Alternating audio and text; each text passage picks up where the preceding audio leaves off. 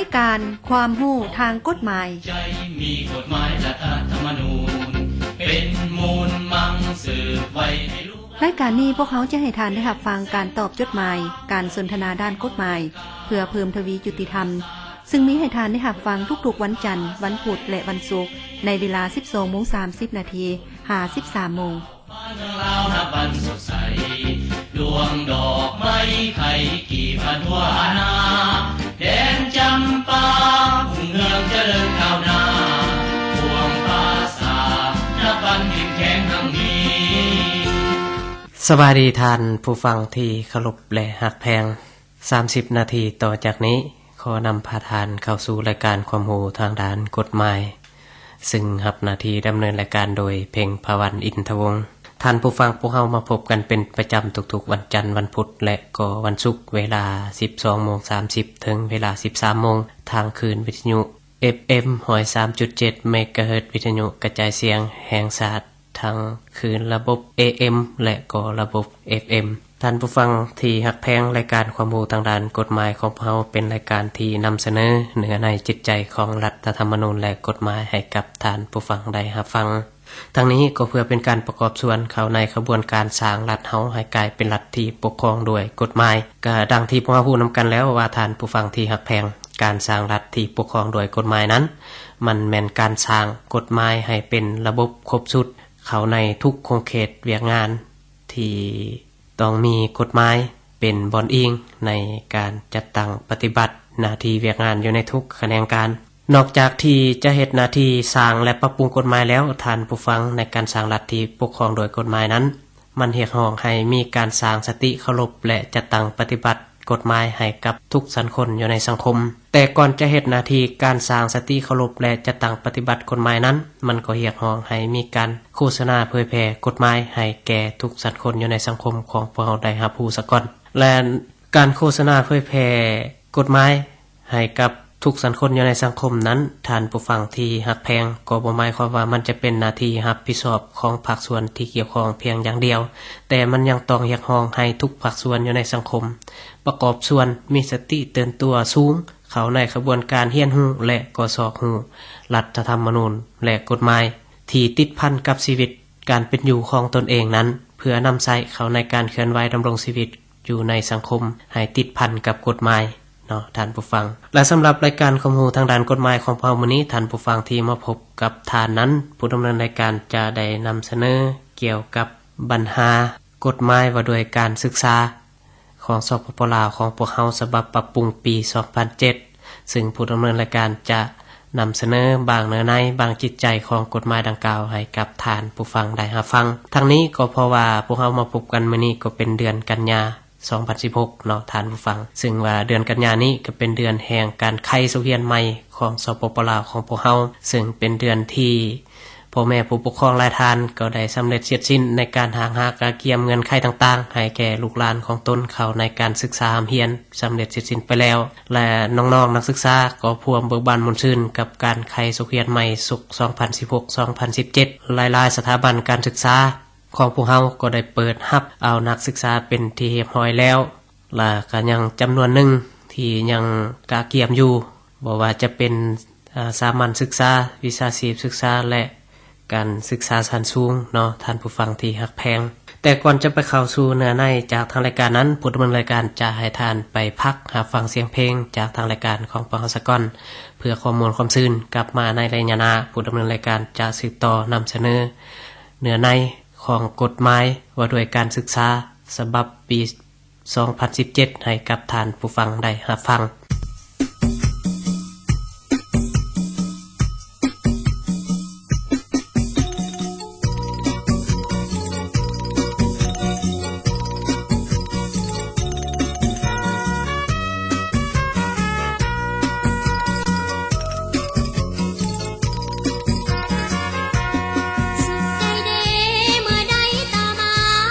เข้าป่าได้จำปางมี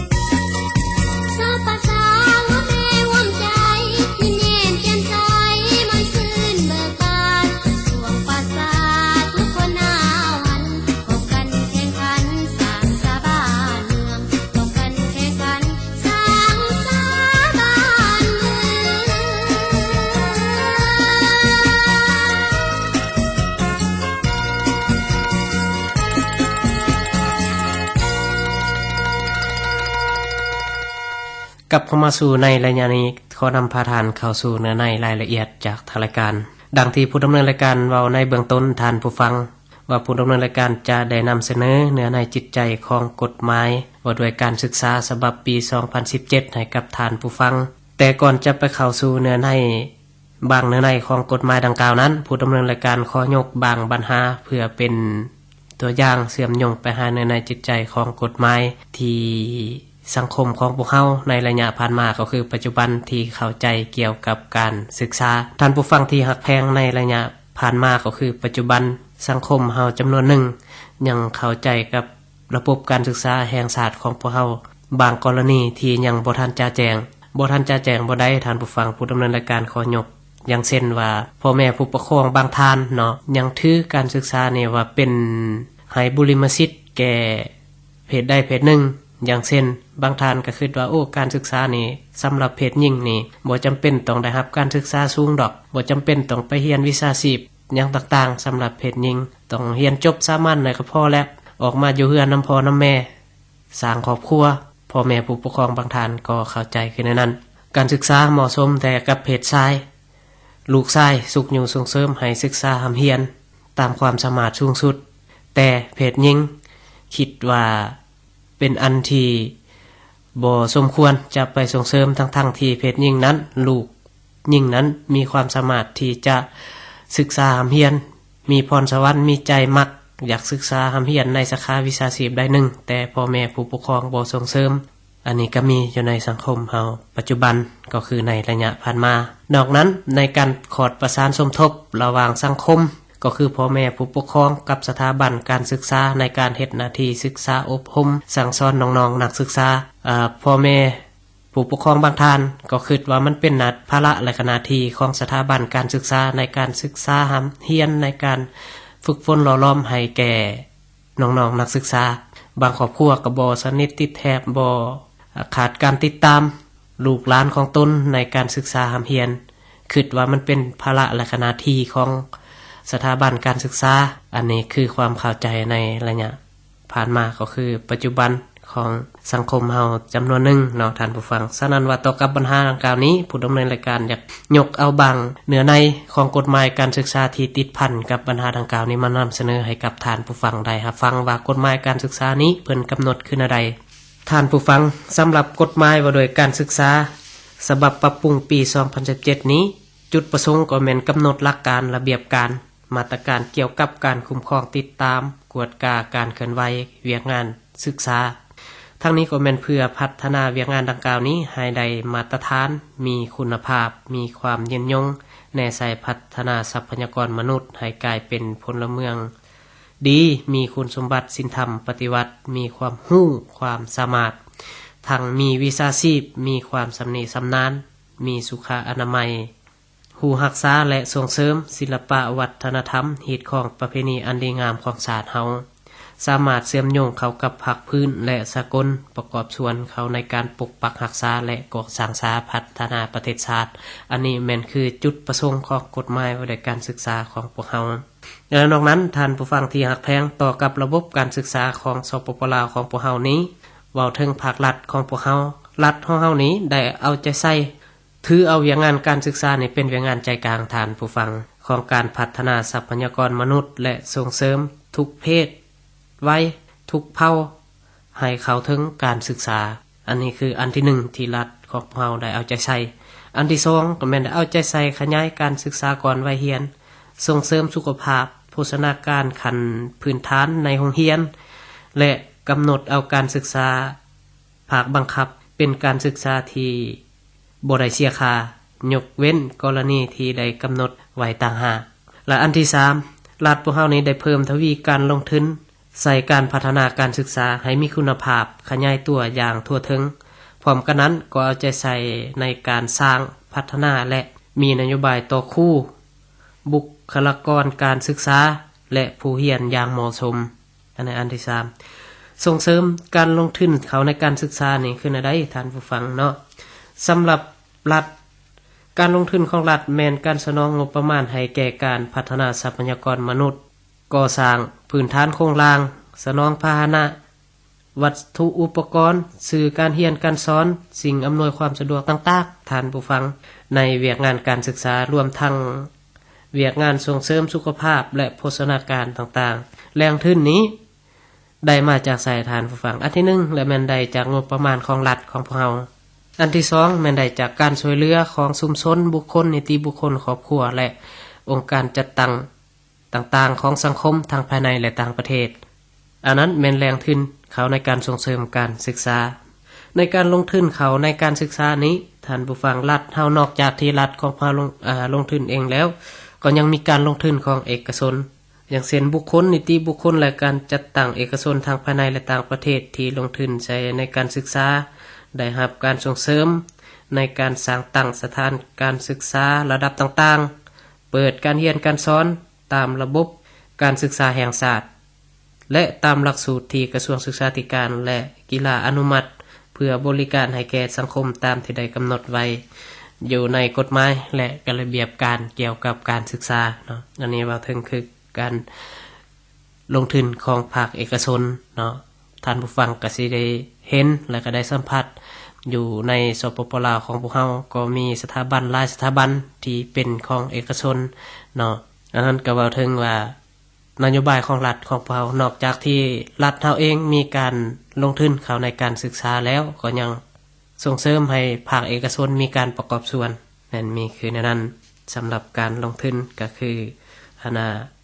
นโยบายของรัฐของเราอันที่3ที่ผู้ดำเนินรายการนำเสนอและอันที่4รัฐเฮาได้ส่งเสริมและสุขยุต่อกับการลงทุนของภาคเอกชนเข้าในการศึกษาในระดับต่างๆเนาะท่านผู้ฟังโดยเฉพาะแม่นอาชีวศึกษาและการฝึกอบรมวิชาชีพให้ได้มาตรฐานมีคุณภาพด้วยนโยบายต่างๆเป็นต้นแม่นการสร้างเงื่อนไขอำนวยความสะดวกใน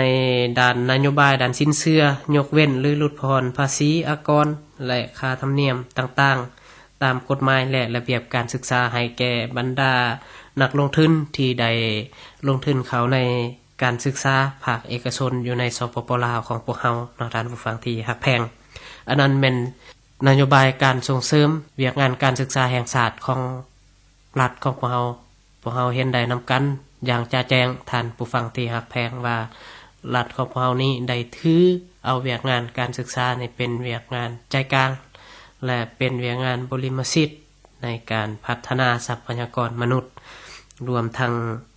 ด้านงบประมาณเนาะท่านผู้ฟังที่ฮักแพงต่อไปนี้ผู้ดำเนินรายการจะนำเสนอเกี่ยวกับหลักการของการศึกษาว่าในการศึกษาแห่งชาติอยู่ในสปปลาวของพวกเฮานี้ควร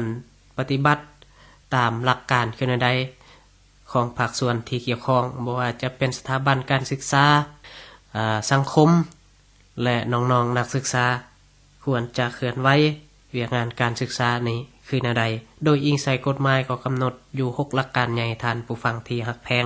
เกี่ยวกับการศึกษาแห่งชาติของพวกเฮาก็คืออันที่1การศึกษาของพวกเฮานี้ต้องให้สอดคล้องกับแผนพัฒนาเศรษฐกิจสังคมและแผนพัฒนาทรัพยากรมนุษย์แห่งชาติเนาะอันที่2รับประกัน3ลักษณะคือลักษณะศาสตร์ลักษณะวิทยาศาสตร์ทันสมัยและลักษณะมหาชนหลักการอันที่3ปฏิบัติตามหาหลักมูลคือคุณสมบัติศึกษาปัญญาศึกษาแห่งงานศึกษาพละศึกษาและศิลปะศึกษาอย่างเป็นเอกภาพอันที่4รับประกันให้การเรียนไปเคียงคู่กับการปฏิบัติตัวจริงและให้มีความเสมอภาพหลักการอันที่5ประสานสมทบระหว่างการศึกษาในโรงเรียนและนอกโรงเรียนกับการศึกษาอบรมอยู่ในครอบครัวและสังคมหลักการอันที่6รับประกันคุณภาพเชื่อมโยงเข้ากับการศึกษาภาคพื้นและสากลอันนั้นแม่น6หลักการของการศึกษาแห่งชาติของเราที่กำหนดไว้อยู่ในกฎหมายการศึกษาซึ่งภาคส่วนที่เกี่ยวข้องเนาะต้องได้จัดตั้งปฏิบัติให้สอดคล้องกับ6หลักการนี้เนาะท่านผู้ฟังที่ฮักแพงในตอนต้นของรายการผู้ดำเนินรายการได้เว้าถึงปัญหาอยู่ในสังคมของพวกเฮาเกี่ยวกับความเสมอภาพทางด้านการศึกษาเนาะท่านผู้ฟังที่ฮักแพงโดยเฉพาะแม่นความเสมอภาพการศึกษาระหว่างหญิงชายซึ่งในระยะผ่านมาผู้ดำเนินรายการขอเว้าคืนอีกเทื่อนึงว่าพ่อแม่ผู้ปกครองจำนวนบ่น้อยยังถือ การศึกษานี้โดยให้บุรมสิทธิ์ในการสุขอยู่ส่งเสริมให้แก่เพศชายรายก่อนเนาะโดยเฉพาะเขาในการศึกษาในขั้นอนันต์สามัญศึกษาหรือว่าวิชาชีพต่างๆส่วนรายพ่อแม่ผู้ปกครองนี่เอาใจใส่และให้บุรมสิทธิ์แก่ลูกชายรายก่อนในการไปศึกษาคนครัวส่วนลูกหญิงนั้นยังบ่ทันใดส่งเสริมเท่าที่ควรโดยบางท่านก็ถึงว่าลูกหญิงนั้นมีความสามารถที่จะศึกษาคนครัวใจมักฮักต่อในแขนงการได้หนึ่งแต่พ่อแม่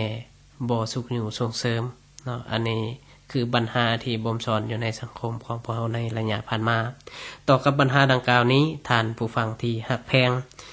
กฎหมายได้บอกว่าพลเมืองลาวเฮาทุกคนนี่โดยบ่จำแนกสัญชาติเชื้อชาติศาสนาเผ่าเพศวัยสถานภาพทางด้านร่างกายและ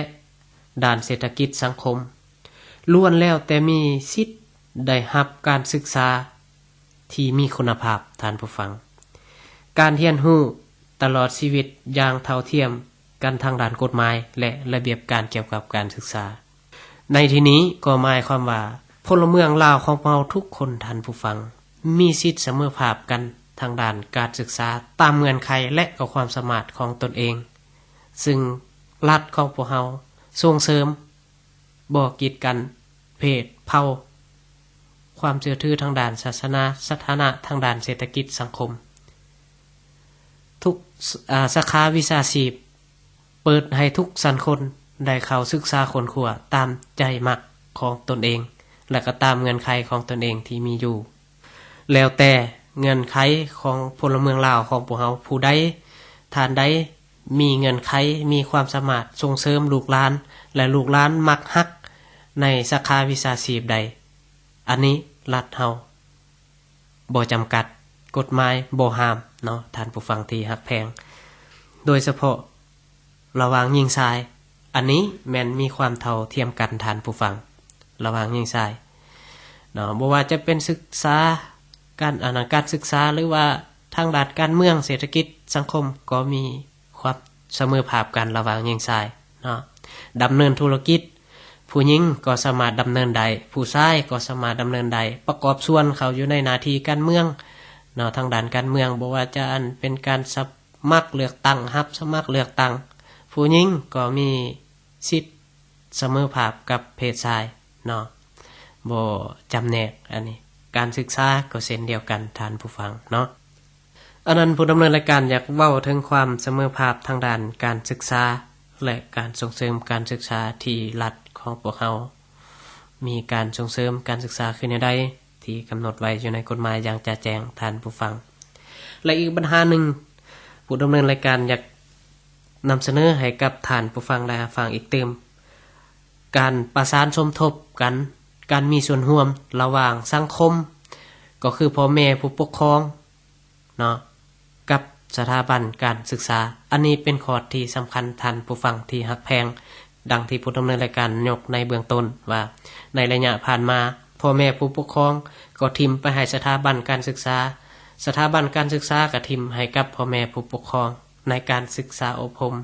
ให้แก่น้องๆนักศึกษาอย่างเช่นนักศึกษาบางคนเนาะไปเรียนตัวพ่อตัวแม่ว่าไปเรียนแต่บัดไปฮอดโรงเรียนเพิ่นบ่เข้าเรียนลักไปเล่นทางอื่น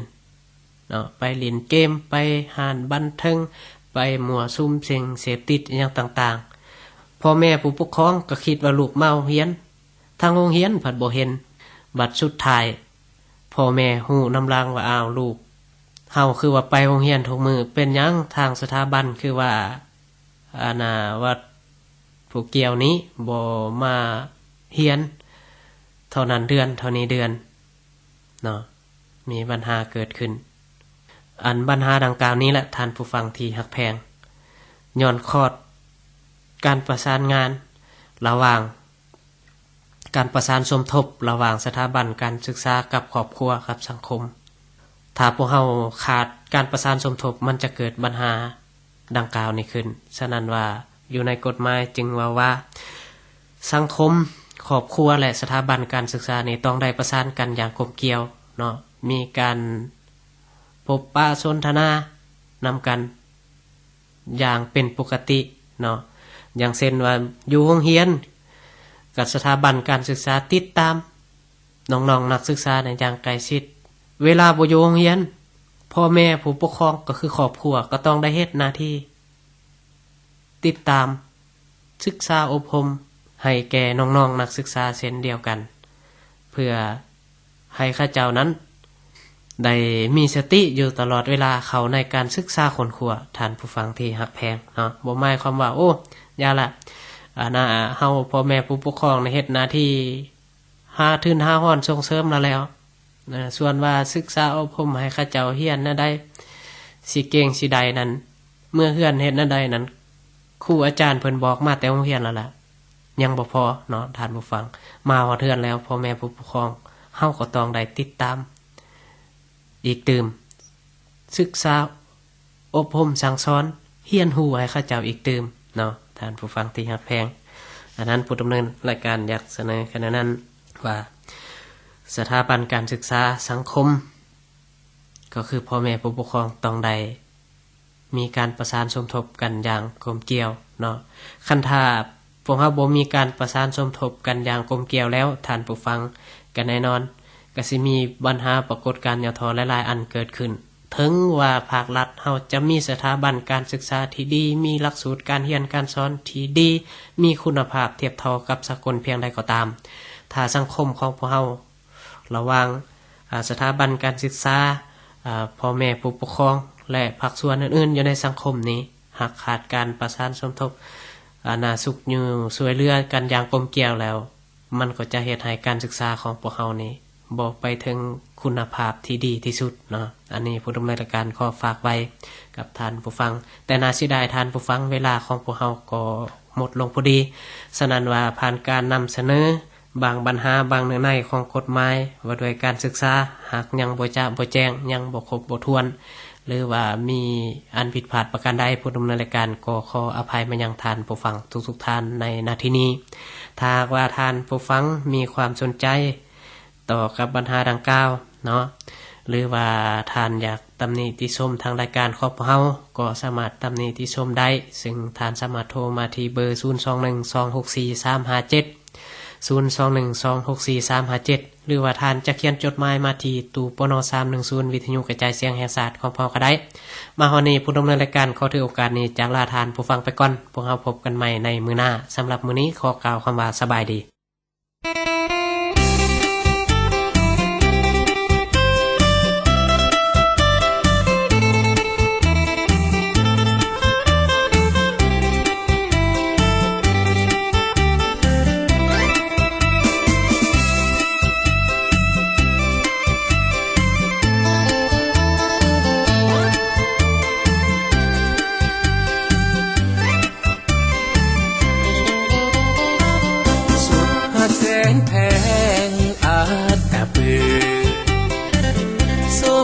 ซาลืออาตาปื้อดินแดนที่สวยงามดินแดนอาถรรพ์ลื่นน้ำดังก้องไปไกลดินแดนแขนใต้งามวิไลอุดมหั่งมีแสนสุขชื่นใจเมื่อได้กลับมาเห็นพ่อแม่อ้าวด้วยความสบายดีบ้านเมืองเฮาสุขีได้มีชีวิตใหม่สดใสอัตเปื้อวันใหม่สดใสหุ่งเฮืองเหลืองงามงามแสนงามใส่น้ำเสขามานยังคงประสานกับสายเสโกงามสายผู้สะคองยังเคียงสองกับสายผู้หลวงยังคงเป็นมิ่งควรเมืองของพี่น้องสาวอาตาปืองามหลายยะเอ๋ยอาตาปือขายคำแลกไก่ดินแดนอุดมวิไล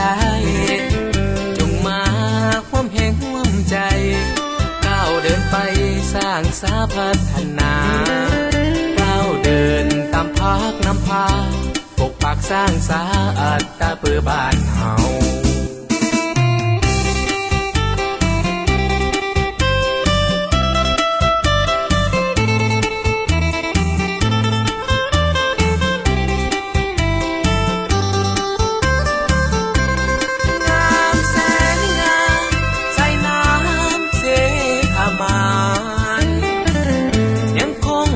สานเคียงคู่กับสายเสกงามสายผู้สะคองยังเคียงสองกับสายผู้หลวง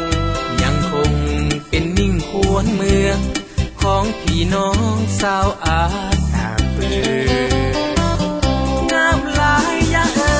ยอาตาปือขายคำแลกไก่ดินแดนอุดมวิไล